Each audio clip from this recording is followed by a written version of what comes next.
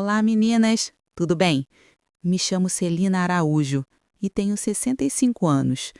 Eu nunca imaginei que contaria uma história dessas, mas preciso desabafar.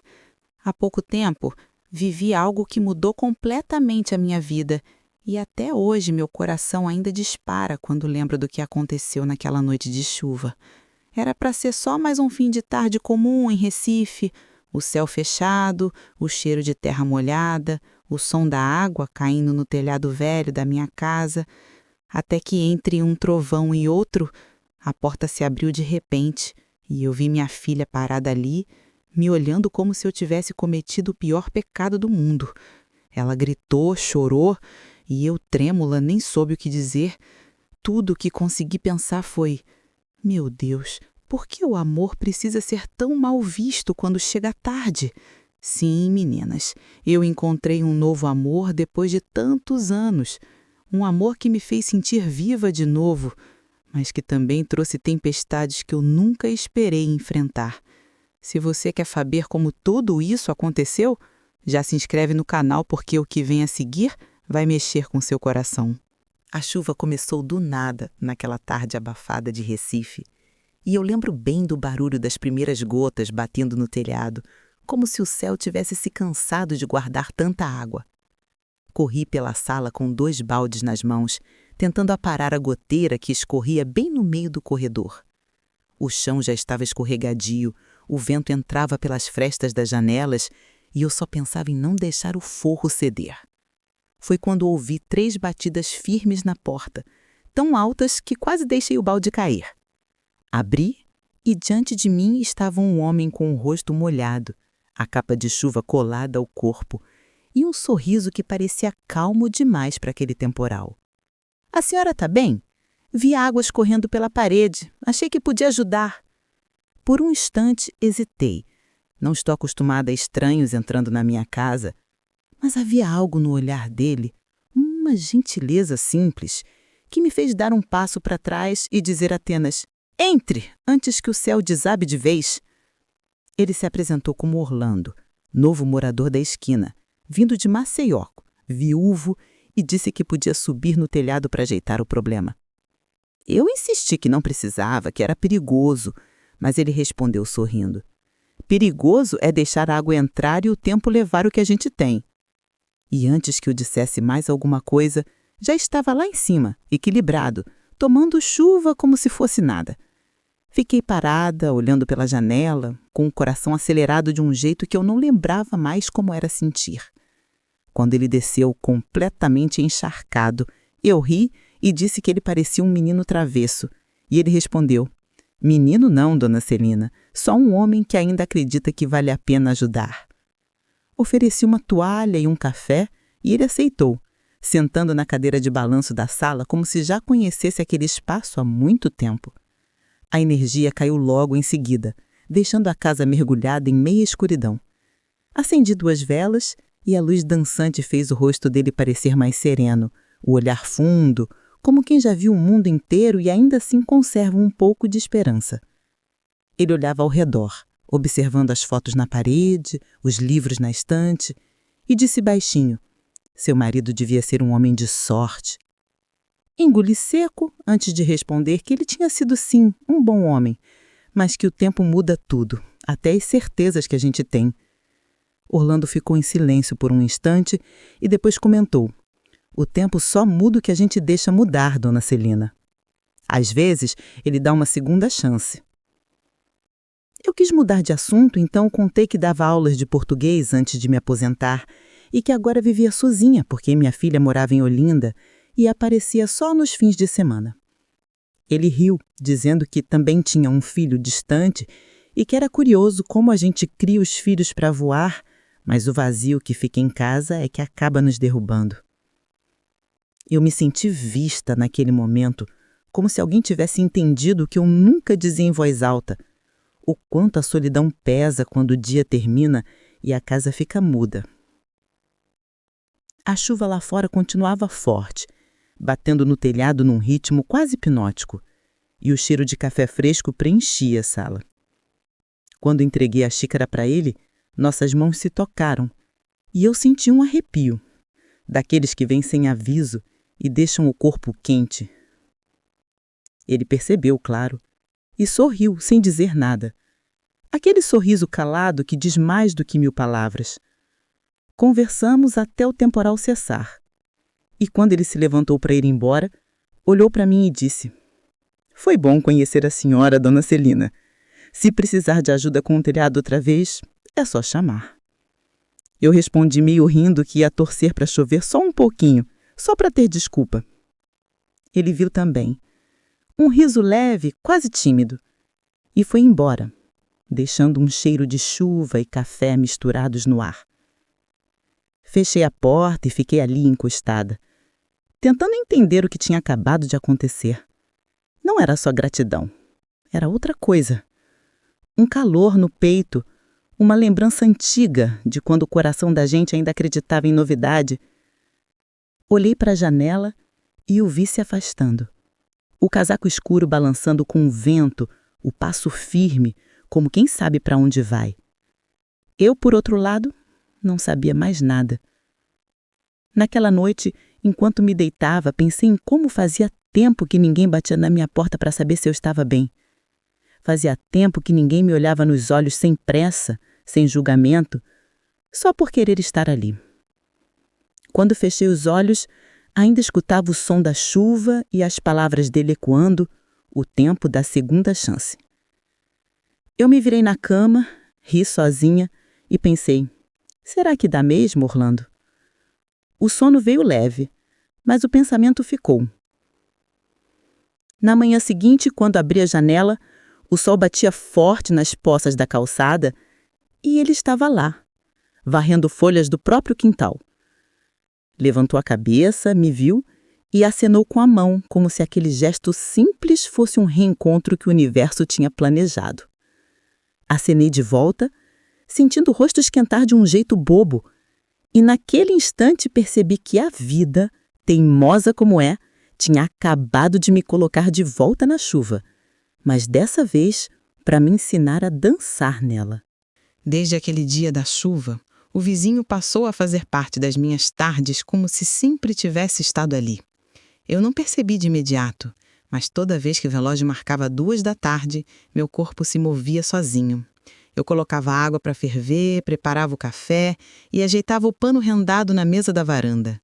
Era o mesmo horário em que o céu de Recife começava a pesar e o vento trazia o cheiro de chuva do Capibaribe. E, quase como um relógio vivo, lá vinha Orlando, caminhando devagar pela calçada, carregando uma sacolinha de frutas, ou um pedaço de bolo, ou às vezes só o sorriso, que já era presente suficiente. "Boa tarde, dona Celina. O tempo hoje promete molhar até os pensamentos", ele dizia, e eu fingia que concordava enquanto o observava deixar o chapéu sobre a cadeira, ajeitar a postura e me encarar com aquele olhar de quem já me conhecia de outras vidas. Aos poucos, o café das 2 virou um ritual silencioso e cheio de pequenas coisas que me devolviam a sensação de existir. Ele sempre elogiava o cheiro da casa, dizia que parecia lar de verdade, e eu ria, meio sem graça, respondendo que lar mesmo era o que a gente tinha antes da solidão chegar. Um dia, ele me contou que a esposa dele, Teresa, tinha morrido de repente, dormindo, e que ele nunca teve coragem de mexer nas roupas dela. Falou isso olhando para o chão, e eu senti vontade de segurar sua mão, mas me contive. Eu também sabia o que era ter um quarto que ainda cheirava a alguém que já não volta. Em silêncio, ofereci mais café. E ele sorriu com gratidão, aquele sorriso triste e bonito que diz obrigado por entender sem perguntar. Depois dessa conversa, comecei a notar como ele falava com cuidado, como quem pesa cada palavra antes de soltá-la. Orlando tinha aquele jeito manso dos homens que aprenderam com a vida que o amor precisa de pausa. Um dia, quando o sol ainda queimava, ele apareceu mais cedo. "Hoje vim antes da chuva para lhe trazer umas pitombas que achei na feira", disse, e me entregou um saquinho pequeno com frutas douradas. Eu ri, dizendo que fazia anos que não via pitomba. E ele respondeu: "Então a senhora vai provar o gosto da infância." Sentei ao lado dele e ficamos ali, descascando e comendo devagar, as mãos se esbarrando sem querer, os risos misturados ao barulho das folhas. Eu senti um arrepio quando ele limpou o suco que escorreu no meu pulso e disse baixinho: "A senhora tem as mãos mais delicadas que já vi." Fiquei sem resposta. Desviei o olhar por quintal, tentando disfarçar o rubor que subia ao rosto, e mudei de assunto, perguntando sobre a vida dele em Maceió. Ele contou que trabalhava embarcado, ficava semanas no mar e que agora só queria sossego e boa conversa. "O mar ensina a gente a não brigar com o tempo", falou, e eu respondi rindo, pois o tempo vive brigando comigo desde que Antenor se foi. Ele me olhou de lado e murmurou: "Talvez ele só esteja lhe testando para ver se ainda sabe recomeçar." Aquela frase ficou na minha cabeça como uma canção que não se esquece. Nos dias seguintes, comecei a me arrumar sem perceber. Escolhia vestidos coloridos, passava perfume, penteava o cabelo com mais capricho. A vizinha da frente, Dona Alzira, chegou a comentar: "Celina, o amor tá batendo aí, hein?" E eu fingi não ouvir, mas por dentro ri, porque talvez estivesse mesmo. Um sábado, minha filha Marina chegou de surpresa. Encontrou-me na cozinha, cantando enquanto batia bolo. "Mãe, que é isso? Que ânimo é esse?" perguntou, rindo desconfiada. Eu disse que o ânimo vinha do café novo. E ela comentou que eu estava diferente. Quando ela viu o bule extra sobre o fogão, perguntou: "Tá esperando visita?" E eu, meio nervosa, respondi: "Um vizinho que me ajuda com as goteiras." Ela arqueou a sobrancelha e soltou um comprido, que me fez corar feito menina. Mais tarde, Orlando apareceu e Marina o cumprimentou com aquele tom polido de quem já julga antes de ouvir. "Boa tarde, senhor." "Orlando, minha filha, o vizinho", disse eu rápido. Ele sorriu, estendeu a mão e falou: "Prazer, moça, sua mãe é uma ótima companhia, fala bonito e cozinha melhor ainda." Marina forçou um sorriso e saiu, mas percebi o olhar dela me estudando, tentando entender o que aquele homem representava ali. Quando ela foi embora, Orlando comentou: "Ela só quer proteger a senhora, mas às vezes o cuidado pesa mais que o descuido, não é?" Eu concordei com um nó na garganta. À medida que os dias passavam, o vínculo entre nós se tornava mais claro e mais perigoso. Eu sentia vontade de vê-lo todos os dias, e essa vontade me assustava.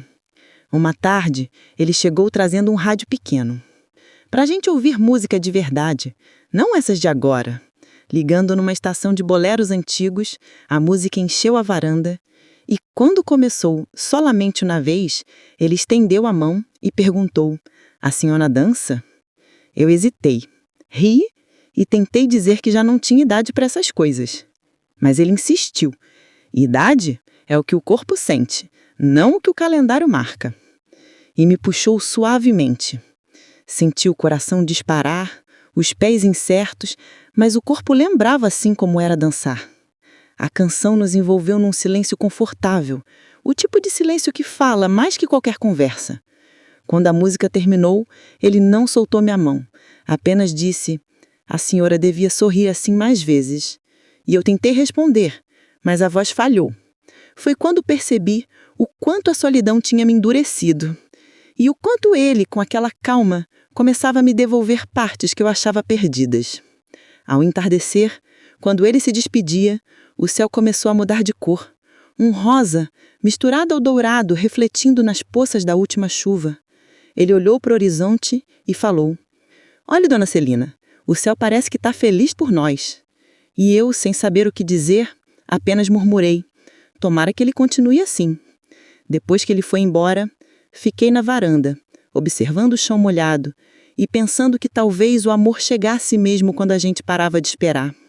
Era leve, era bonito e ao mesmo tempo perigoso, porque bastava um olhar da minha filha, um comentário de vizinho e tudo poderia se desfazer.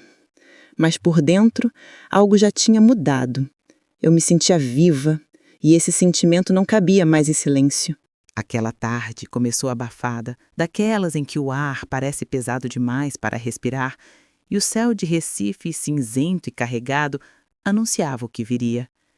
Eu tinha acabado de varrer a varanda quando o primeiro trovão ecoou, e logo a chuva caiu grossa, forte, impiedosa, batendo nas telhas como o tambor de guerra. O vento entrou pela janela da cozinha, espalhando papéis e o cheiro de café recém-passado. Quando percebi, a água já escorria pela parede da sala e, sem pensar duas vezes, peguei um pano e subi na cadeira, tentando conter o vazamento. Nesse instante, ouvi a voz dele vindo do portão, alta para vencer o barulho do temporal. "Dona Celina, a senhora aí sozinha de novo com esse telhado rebelde?" Gritei de volta que estava tudo bem, mas ele já empurrava o portão, vindo em minha direção, molhado da cabeça aos pés, o chapéu pingando. "Vai pegar uma pneumonia, homem!" Reclamei, tentando parecer brava, mas ele sorriu daquele jeito calmo e respondeu: "Prefiro a chuva do que o arrependimento de não vir ajudar." Antes que eu protestasse, ele já estava subindo na escada, ajeitando as telhas enquanto os relâmpagos cortavam o céu. Eu observava, aflita, o coração batendo descompassado, não só de medo, mas por algo que eu nem conseguia nomear. Quando finalmente desceu, as mãos calejadas, cobertas de barro, ele olhou para mim e disse com voz rouca: "Pronto, missão cumprida. Agora só falta um café para esquentar." Ri nervoso e respondi: "O senhor não perde uma chance de tomar café aqui, né?" Ele me encarou e respondeu: "Não é o café que me traz, dona Celina. É a senhora." Fiquei sem saber o que fazer. As palavras presas na garganta. Ofereci uma toalha, ele se secou um pouco e sentou, o corpo ainda molhado. A energia acabou de repente, a casa mergulhou na penumbra e acendi uma vela que tremulava sobre a mesa, espalhando sombras nas paredes. O som da chuva era constante, o cheiro de terra molhada preenchia o ar. E entre uma respiração e outra, ele disse: "Sabe, eu achava que meu coração tinha se aposentado, mas a senhora veio e me provou o contrário." Eu senti o rosto queimar, o tempo parar. Tentei mudar de assunto, falando qualquer coisa sobre o tempo, mas ele continuou. A voz baixa, sincera, quase um sussurro: "Eu me sinto vivo quando estou aqui, e não é só por amizade." Fechei os olhos, respirei fundo e murmurei: "Orlando, a gente tem idade para não se enganar mais, né?" Ele riu, um riso triste, e respondeu: "Por isso mesmo, dona Celina. Não é engano, é coragem." Aquelas palavras me atravessaram. Senti o coração disparar como há muito não sentia, e antes que pudesse pensar, ele se aproximou, segurou minha mão e disse: "Se isso foi errado, me desculpe, mas eu não vou embora sem dizer que gosto da senhora." O toque da mão dele era quente, firme, real, e quando nossos olhos se encontraram, percebi que não havia mais volta. O beijo aconteceu como o estalar de um trovão, de repente, urgente, cheio de vida. Eu fechei os olhos e, por um instante, o tempo deixou de existir. Era como se o mundo lá fora tivesse parado só para que eu lembrasse como era ser amada. Mas a vida, essa danada, não deixa a gente viver um instante de paz. A porta da sala se abriu com força e eu ouvi um grito que congelou o sangue nas minhas veias. "Mãe!" Era Marina, parada na porta, com as sacolas de feira caindo no chão e os olhos arregalados, chocada. O barulho do vidro quebrando ecoou e, por um segundo, ninguém se mexeu. Eu me afastei de Orlando, o coração disparado, tentando encontrar alguma palavra que explicasse o inexplicável. Ela olhava para mim como se não me reconhecesse. "O que é isso? O que a senhora está fazendo?" gritou, a voz trêmula. "Pelo amor de Deus, mãe, o pai nem esfriou direito e a senhora já..." Não consegui deixá-la terminar. "Marina, pelo amor de Deus, escuta!" "Escutar o quê, mãe? Isso é uma vergonha!" A raiva dela cortava o ar como faca. Orlando tentou falar, mas ela o interrompeu. "E o senhor? Que tipo de homem é o senhor para se aproveitar de uma mulher sozinha?" Ele respirou fundo e respondeu calmo, mas firme: "Moça, eu não me aproveitei de nada. Eu amo a sua mãe com respeito e verdade." "Amor?" Ela riu com ironia. "O senhor chama isso de amor? É falta de juízo, isso sim." Eu não aguentei. Gritei: "Marina, basta! O seu pai se foi há 3 anos e eu estou viva. Eu ainda sinto, ainda amo, e isso não é pecado." As palavras saíram com tanta força que ecoaram pela casa. Ela me olhou em silêncio, surpresa, as lágrimas já nos olhos, e disse: "Eu não consigo acreditar que a senhora esqueceu papai assim." "Eu nunca esqueci, mas eu me recuso a morrer junto com ele", respondi, a voz embargada. O silêncio que veio depois foi pesado. Orlando se levantou constrangido e disse: "Vou embora. Não quero causar mais dor." Tentei impedi-lo, mas ele colocou a mão sobre o meu ombro e murmurou: "Eu espero, dona Celina. O amor sabe esperar." E saiu, deixando um rastro de água do chão até a porta. Marina caiu no sofá e começou a chorar, repetindo que não entendia, que eu tinha desrespeitado a memória do pai dela. Eu fiquei de pé, parada, olhando para o retrato de Antenor na parede, a luz da vela tremendo no vidro, e senti um misto de raiva e culpa. Fui até a janela e vi Orlando atravessando a rua sobre a chuva, o corpo dele se perdendo na neblina, e naquele instante percebi que o amor, quando chega tarde, chega acompanhado de julgamento. Sentei exausta e Marina continuava chorando.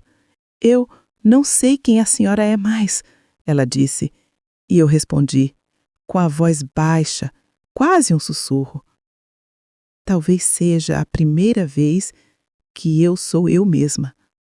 Ela me olhou sem entender e eu deixei que o silêncio tomasse conta da casa, porque não havia explicação que coubesse naquela noite. A chuva diminuiu. A vela quase apagou e eu fiquei ali, sentindo o gosto salgado das lágrimas, o peso do amor e o peso do medo se misturando no mesmo peito. A manhã seguinte amanheceu silenciosa, um silêncio denso, quase incômodo, desses que parecem esconder algo prestes a desabar. O cheiro de café fresco se misturava ao da chuva da noite anterior, mas o sabor era amargo, como se o peso das palavras ditas ainda pairasse sobre a casa. Marina estava sentada à mesa, os olhos inchados, a expressão dura, e eu, com a xícara nas mãos, senti o coração apertado, sem saber por onde começar. Ela quebrou o silêncio primeiro, a voz fria e firme. "A senhora devia ter vergonha, mãe. Ontem o que eu vi foi uma afronta. O pai mal se foi e a senhora com outro homem dentro de casa." Respirei fundo, tentando controlar a raiva e a dor que subiam juntas pela garganta. "Marina, seu pai morreu há 3 anos. 3 anos, minha filha. Eu chorei todos eles e continuo sentindo falta. Mas eu não posso passar o resto da vida vestindo luto, esperando o tempo me enterrar viva." Ela me olhou com desdém e respondeu: "Isso não é sobre luto, mãe. É sobre respeito. O que as pessoas vão dizer? A senhora sempre foi exemplo, uma mulher direita, e agora se comporta como uma adolescente." Ri sem humor, aquele riso amargo de quem já cansou de se justificar, e disse: "As pessoas sempre vão falar, Marina. Mas o que elas sabem da solidão? O que elas sabem de acordar todos os dias e não ter ninguém para dizer bom dia?" Ela cruzou os braços e desviou o olhar, mas eu percebi o tremor no queixo, o sinal de que minha filha também sentia o peso daquilo, mesmo que não quisesse admitir. O silêncio voltou e dessa vez foi eu quem o quebrou, baixando a voz, quase um sussurro. "Você quer saber o que é realmente desrespeito? É viver anos ao lado de alguém e descobrir que não foi a única." Marina me olhou confusa e perguntou: "Do que a senhora está falando?" Respirei fundo, senti o estômago embrulhar e falei devagar, olhando direto nos olhos dela. "Seu pai teve outra mulher, minha filha, durante quase 10 anos, em Caruaru." O som da colher batendo na xícara dela foi o único ruído que se ouviu. Ela ficou pálida, piscou várias vezes como se tentasse processar o que acabara de ouvir, e então balbuciou: "A senhora está mentindo. O papai nunca faria isso." Engoli seco, as lágrimas ameaçando cair, mas mantive o olhar firme. "Eu queria estar mentindo, Marina, Mas é verdade. Eu descobri por acaso, numa dessas viagens que ele dizia que eram de trabalho. Encontrei um bilhete dentro do paletó dele, de uma letra de mulher, dizendo: "Obrigada pelo fim de semana mais bonito da minha vida." E no dia do velório, uma mulher veio até o caixão, deixou uma rosa branca e um cartão dizendo: "Saudades eternas, Lúcia." Eu não precisei de mais nada para entender. Ela bateu na mesa, indignada, os olhos marejados. "Por que a senhora nunca me contou isso? Eu tinha o direito de saber." "Porque você era nova e eu não queria que crescesse achando que o amor é uma mentira." Eu aguentei calada, filha. Engoli cada lágrima, cada silêncio, cada humilhação. E sabe por quê? Porque te amava. Eu quis te proteger. Marina passou as mãos no rosto, chorando, e murmurou: "Eu não sabia, mãe. Eu nunca imaginei." A dor dela era sincera, e naquele instante eu percebi que o muro entre nós começava a rachar. "Agora entende o que eu sinto? Eu não estou traindo ninguém. Eu só quero viver. Seu pai teve o tempo dele, e eu mesmo, depois de tudo, continuei fiel até o fim.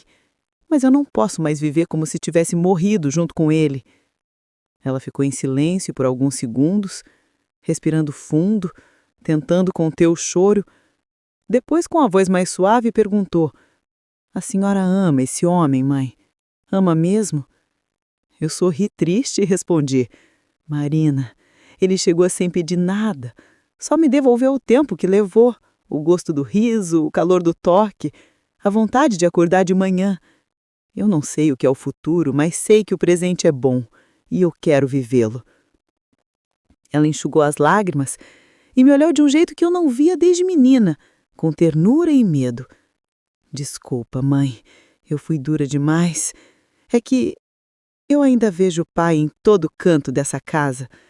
"Eu também vejo, mas agora, quando olho para esses retratos, sinto paz, não culpa.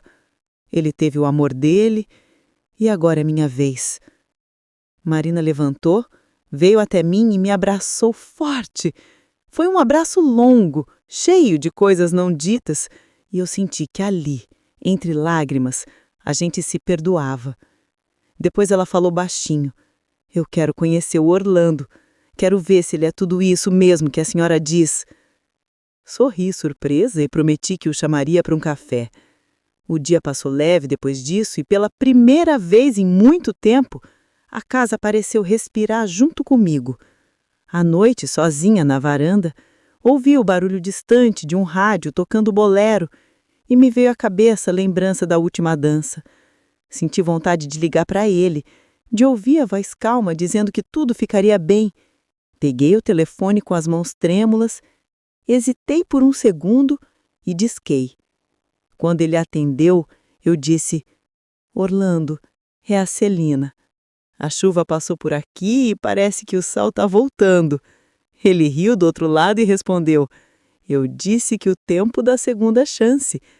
Contei que queria vê-lo, que Marina queria conversar, e ele ficou em silêncio por um instante antes de responder: "Então é agora que a gente vai provar que o amor não tem idade para ser verdadeiro." Desliguei o telefone com o coração leve e os olhos marejados. Senti que o peso dos anos começava a escorrer pelos meus ombros como a água da última chuva. Pela primeira vez, eu não tinha medo do que viriam a dizer, porque entendi que a vergonha não estava em amar, mas em negar a si mesma o direito de recomeçar. E naquela noite, antes de dormir, olhando o retrato de Antenor, eu sussurrei: "Agora é minha vez." O domingo amanheceu com o sol, atravessando as frestas da janela e um cheiro de esperança pairando no ar, como se até o vento tivesse decidido me dar um novo começo. Acordei cedo, passei um batom discreto e vesti o vestido azul que há tempos dormia no fundo do armário, aquele que Antenor sempre dizia que me deixava parecendo uma moça. Mas agora, ao me olhar no espelho, percebi que já não era mais sobre parecer jovem, e sim sobre me sentir viva.